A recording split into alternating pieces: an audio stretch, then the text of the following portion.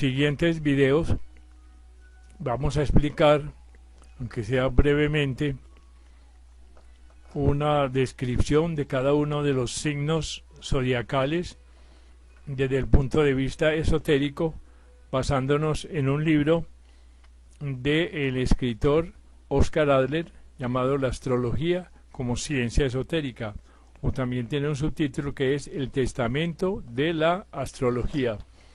El señor Oscar Adler pues era un médico, filósofo, maestro, conferencista, experto en ciencias naturales y músico austriaco, y se presenta en este libro como un eximio erudito en esoterismo astrológico. Este trabajo se basa en 2 ciclos de conferencias que fueron pronunciadas por él entre 1930 y 1938 ante un grupo de personas y estudiosos escogidos. Su enfoque de los tópicos nada tiene de anecdótico. Es que el señor Oscar Adler rehúye lo epidérmico y busca en aguas profundas, campea como filósofo y se erige sin lugar a dudas como un auténtico maestro.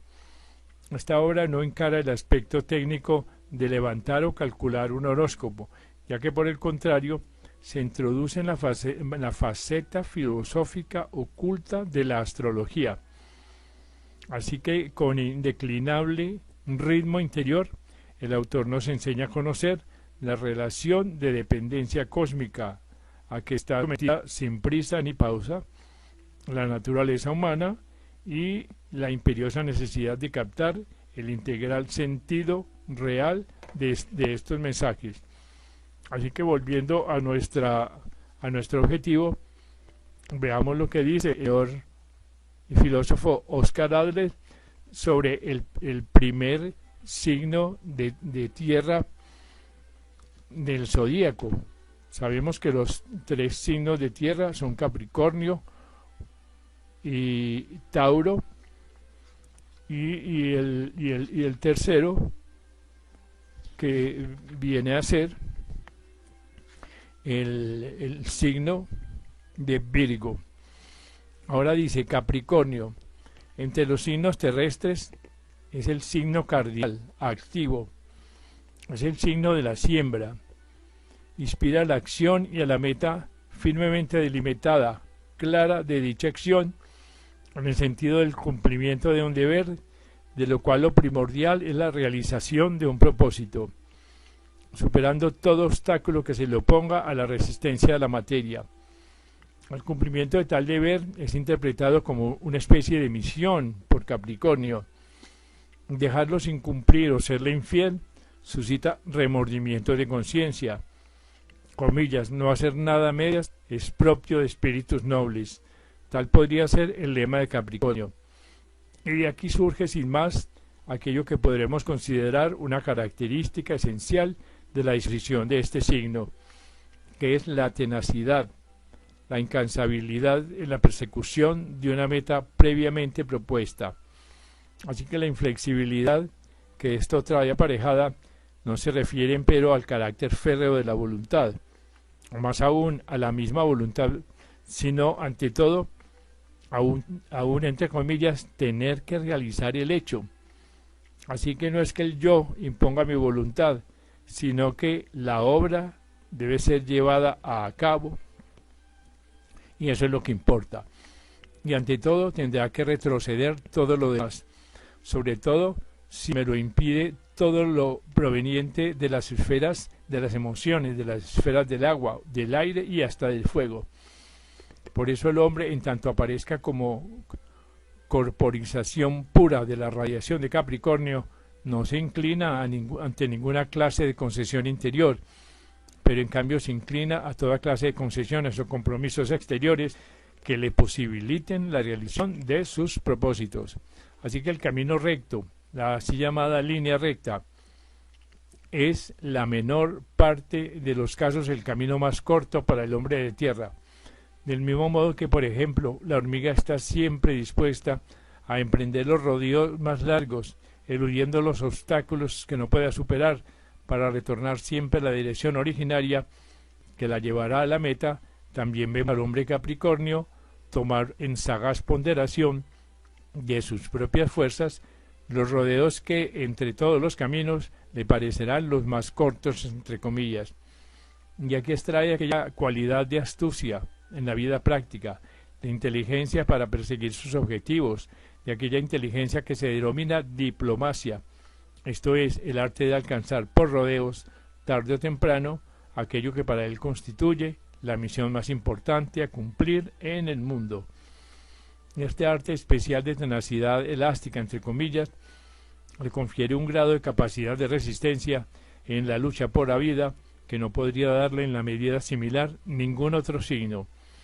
Así pues, la inflexibilidad y la dureza que se origina con esto se verifica no solo en la lucha contra los obstáculos exteriores, sino también con las resistencias internas, mostrándose especialmente en la tendencia a reprimir el momento sentimental que aparece bajo la forma de estados de ánimo, no sean caprichos, etcétera, y que tanta importancia tiene en el hombre de agua. Así que el hombre Capricornio procura evitar la influencia de tales impulsos sobre su actuar. Así que los sentimientos deben quedar en la esfera de lo privado, a nadie le importan, y será su estilo de vida el poder ocultarlos a voluntad, hasta que se pueda hablar en este caso de cierto pudor ascético del alma. Es por eso que el hombre Capricornio podría parecer a menudo como un individuo frío, pobre de sentimientos, simplemente porque no se muestra fácilmente dispuesto a conferir a las cuestiones psíquicas un espacio tan extenso como por ejemplo en el caso del hombre de agua. Por eso el hombre Capricornio comparte esta cualidad con los demás signos de tierra, pero tiene conciencia de ella casi como de un deber a cumplir, el deber de no dejarse apartar de su línea principal por cosas tan secundarias, entre comillas. Y de esto resultan importantes consecuencias que se confieren especialmente a su conducta con sus semejantes. Podremos comprender sin más, y se trata de una característica esencial del hombre Capricornio, que le importa especialmente lograr y conservar cierta independencia, sobre todo psíquica, tanto de los propios procesos psíquicos como en los ajenos. Así que este deseo de independencia no es la expresión de impulso de libertad, como lo veremos en el signo de fuego, sino que simplemente es expresión emanada de un mandamiento práctico. Así que de acuerdo con esto podemos ver que el hombre Capricornio no se muestra afecto a dejarse imponer obligaciones que no puedan ser expresadas claramente en formas de convenio jurídico. Es para él doloroso el no poder alcanzar una cosa por sus propios medios, de modo de tener que sentirse constantemente en deuda impagable, de comillas, claro pacto, claro amistad. Tal es el lema del hombre de Capricornio.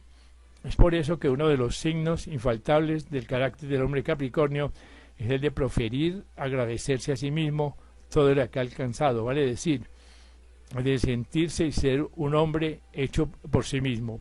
Es precisamente por esto que prefiere asumir él solo, sin compartirla con nadie, la responsabilidad de sus actos.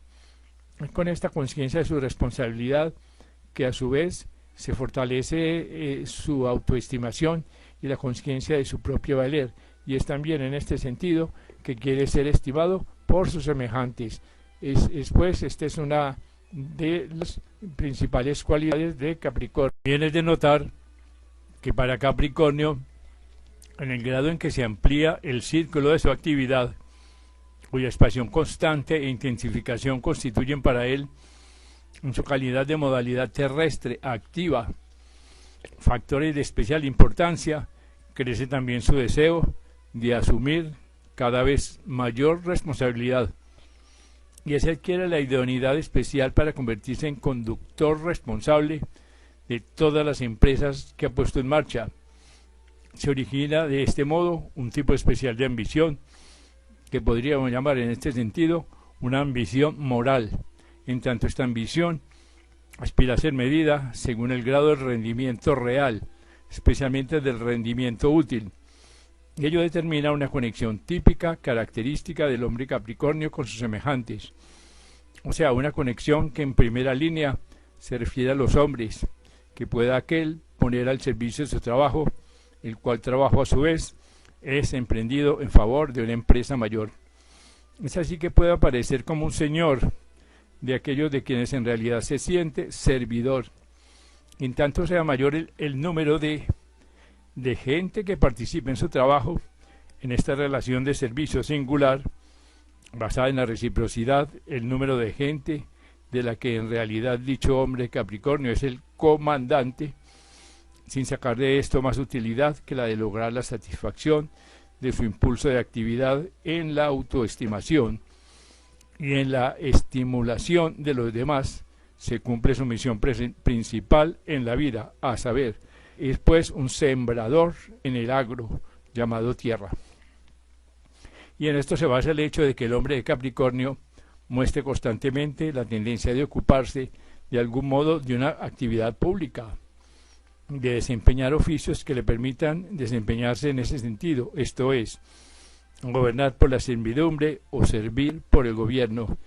De ahí que haya que mencionar muy especialmente el hecho de que la sagacidad de vida arriba enunciada y la disposición diplomática capacitan al hombre Capricornio a desempeñar ante todo los oficios que le permitan aplicar las mencionadas aptitudes. En los casos excepcionales o sobresalientes serían tales oficios el de estadista, el de político y el de diplomático.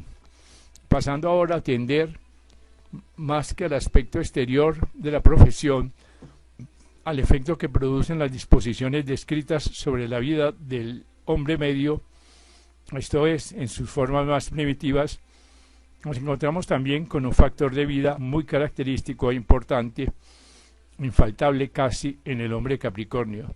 Se trata de la concepción de la existencia humana como profesión. Creced y multiplicados.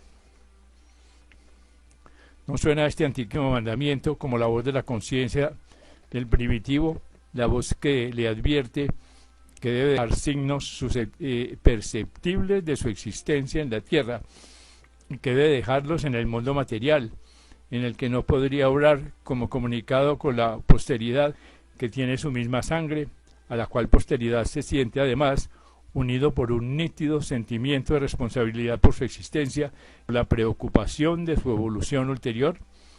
Es así que surge ante nosotros la figura del pater familias, o sea, del patriarca. Lo que es el patriarca dentro de su estirpe es, en el sentido más amplio de la palabra, todo hombre Capricornio dentro de los límites de su actividad. De lo ya expuesto, pues, podemos ver, sin más, que es totalmente imposible al hombre Capricornio tomar la vida con liviandad, considerar que la vida es fácil, ni aun cuando nade en la riqueza. Sobre él pesa la dura carga de una responsabilidad, la de tener que obrar, y es por eso que la tónica de su vida está dada por una grave seriedad que parece prevenir de una conciencia siempre dispuesta a la responsabilidad, que se extiende a las consecuencias de sus actos, en tanto estos actos hayan cobrado realidad. Así que da importancia especial a este hecho, pues en él se manifiesta una forma típica de la experiencia responsable que no encontraremos en las cualidades elementales. No es cosa del hombre Capricornio el imaginar, luego de haber llevado a cabo un acto, cuánto mejor hubiera sido no haberlo realizado. Si empero llega a esta convicción, se pondrá de inmediato, y en tanto sea posible, a corregir lo ocurrido. Claro que sin mostrar inclinación alguna a entregarse a un prolongado arrepentimiento. Y continúa el señor Adler. Hemos evitado hablar en lo que va de la caracterización general de la radiación de Capricornio de otras características más que de aquellas que resultan de la combinación de su cualidad de rajas, o sea, la cualidad terrestre. Lo que describimos, de acuerdo con esto, de ningún modo puede contener aún referencia alguna a la manera en que las energías irradiadas del signo de Capricornio son elaboradas e incluidas por el individuo humano en la totalidad de su vida. Pero para darnos ya una idea aproximada de las posibilidades de variación que puede dar la disposición fundamental recientemente descrita de la variedad con que se puede presentar en la vida práctica, confrontaremos entre sí dos tipos de hombre Capricornio, que bien es cierto presentan entre ambos enteramente los elementos mencionados de la radiación de Capricornio, pero que con todo se diferencian entre sí por el grado de evolución a que ha llegado cada uno de ellos. Recordemos que al comienzo de esta serie comparamos el cuadro de carácter que nos presenta el individuo humano con la sombra que arroja sobre una superficie un objeto interpuesto en el curso de los rayos de luz. Dijimos entonces que la naturaleza de esta sombra dependía de la fuente de luz, que debemos considerar constante, esto es, en nuestro caso actual, el signo de Capricornio, y que dependía además, que ya sombra, entre comillas, de la transparencia y finalmente de la proximidad terrestre del objeto. Y son la transparencia y la proximidad a la Tierra las que caracterizamos ahora de grado de evolución, de aquello que en otro pasaje caracterizamos en el hombre como su propio yo. Así, si el hombre todavía no ha despertado en grado intenso a su yo, nos vemos frente a un grado evolutivo bajo, por así decir, y es en este caso el de la Tierra más fuerte en el divino, y el embrión de Dios está todavía muy lejos de su segundo nacimiento, tal y como lo escribimos en la cuarta conferencia de la primera serie. Más lejos que en otro caso, podemos pues muy bien hablar de un tipo menos y otro más evolucionado de Capricornio. Y pregunta el señor Adler, ¿en qué se diferencian entre sí estos dos tipos? Hemos conocido dos elementos astrológicos fundamentales que pueden ayudarnos a captar lo esencial de esta diferencia.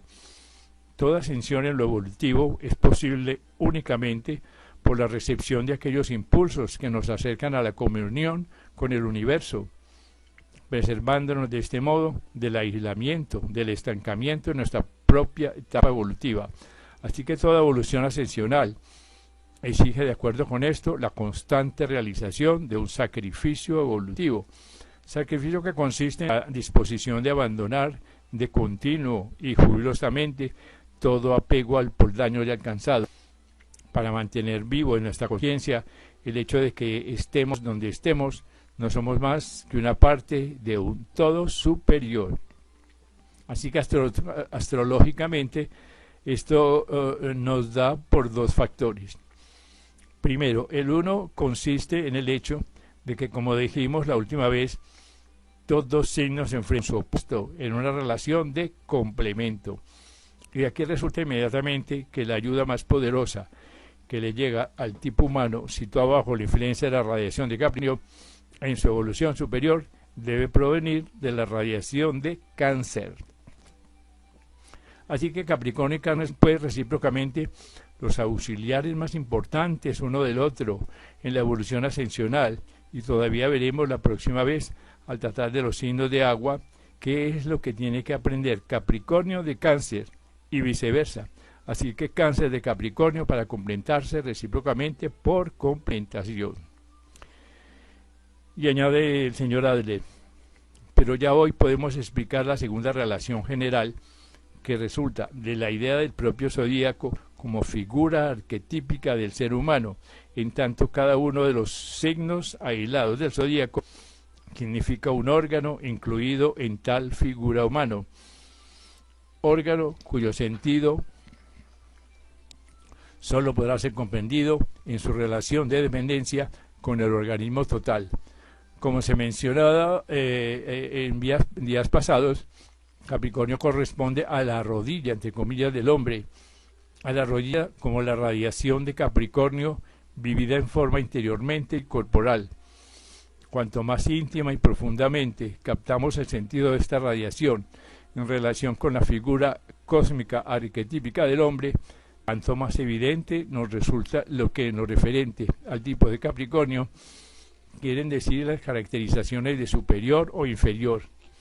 Y pregunta el señor Adler, ¿qué significa la rodilla? ¿Qué significa arrodillarse? La rodilla es aquella parte del cuerpo humano a la cual se adhieren los músculos que elevan. Tomemos esta palabra por de próximo en sentido corporal, que elevan al hombre cuando éste escala, por ejemplo, una montaña, que lo elevan y le ayudan a doblar y estirar alternativamente la tal rodilla, entre comillas. De modo que las fuerzas que se ponen de manifiesto en la función de la rodilla son las de flexión y extensión, del relajamiento y estiramiento, Y entre estas dos fases de la ascensión está aquello que decide sobre lo alto y lo bajo, entre comillas. De este modo, Capricornio se convierte en signo de aquello que quiere rebajar a los otros para elevarse a sí mismo, o de aquello que se rebaja a sí mismo para elevar a los otros, sino de aquello que con su carga pesa sobre los demás para convertirlos en sirvientes suyos, o de aquellos que se convierte en portador voluntario de toda carga para llevarla consigo hacia arriba. No puede dudarse en sentido esotérico acerca de cuál de los dos extremos es el que caracteriza al hombre superior. Y de este modo podemos comprender por qué fue bajo este signo del, entre comillas, portador de cargas que se rebaja a sí mismo, entre comillas, que nació el hombre más alto, el hombre que enseñó el sentido más profundo de este signo. Y agrega entre comillas, mas Jesús, llamándoles, les dijo: sabéis que los que se ven como príncipes entre las gentes se enseñorean de ellas, y los que entre ellas son grandes tienen sobre ellas potestad. Mas no será así entre vosotros. Antes cualquiera que quisiere hacerse grande entre vosotros será vuestro servidor, y cualquiera que vosotros que quisiera hacerse el primero será siervo de todos. Porque el Hijo del Hombre tampoco vino para ser servido, mas para servir y dar vida en rescate por muchos. Cierra comillas. Así pues nos encontramos aquí frente a un sacrificio similar al descrito en relación con el signo de Aries, solo que aquello que se opera por el sacrificio de Capricornio se produce en el plano físico, en el plano de la labor agrícola, en el reino de la tierra. Y así se comprende que en una época en que este conocimiento comenzaba a difundirse en la humanidad, la fijación del comienzo del año y con ella la cuenta del tiempo en general cambiaran, de modo que a partir de entonces el comienzo del año se contase con la entrada del sol en el signo de Capricornio. Pero ya en la antigua Roma había una organización que era muy adecuada para concretar bastante esta doctrina de Capricornio. Por la época de la entrada del sol en el signo de Capricornio, que es el solsticio de invierno, se festejaba en la antigua Roma la fiesta de los Saturnales. Así que Saturno, dios de la siembra, es a la vez el nombre del planeta que, como ya sabemos, debe ser considerado el señor de este signo. Fue pues Saturno el que dio su nombre a dicha fiesta, y durante la celebración de ella subsistía la costumbre de liberar a los esclavos y convertirlos simbólicamente en señores, entre comillas, ya se sentaban a la mesa del banquete y eran servidos por sus propios señores. Y ahora, antes de apartarnos del signo de Capricornio, refirámonos brevemente a la forma en que el hombre de Capricornio, aún no despierto a lo elevado, recibe y elabora esta radiación. Ante todo, le falta la conciencia de saberse parte integrante del organismo superior que lo incluye, es decir, que llevará en sí todas las cualidades arriba expuestas, correspondientes al tipo de Capricornio, pero de una manera enteramente egoísta. Así que las energías del obrar, entre comillas, las emplearán en misiones mezquinas. Las tendencias mezquinas a atraer sobre sí la atención cobran importancia. La subordinación del elemento sentimental a la significación de lo real se transforma en indiferencia, sino en insensibilidad. Así que el sentido familiar lleva a la limitación de todas las obligaciones y responsabilidades sociales, reduciéndolas a los pocos miembros del círculo estrecho de la familia, y la fría ambición, la necesidad de valoración, combinadas con la actividad incesante, completan el cuadro correspondiente a este tipo no evolucionado, que como oprimido por el peso constante del deber, llevando a cuestas la carga de su propio ser, lleva en el fondo una vida miserable, la vida de un esclavo que tiene la desgracia de estar al servicio de sí mismo. Este pues es una estupenda descripción de las cualidades de Capricornio dictadas por el señor Oscar Ladren en el libro ya mencionado, La astrología como ciencia oculta.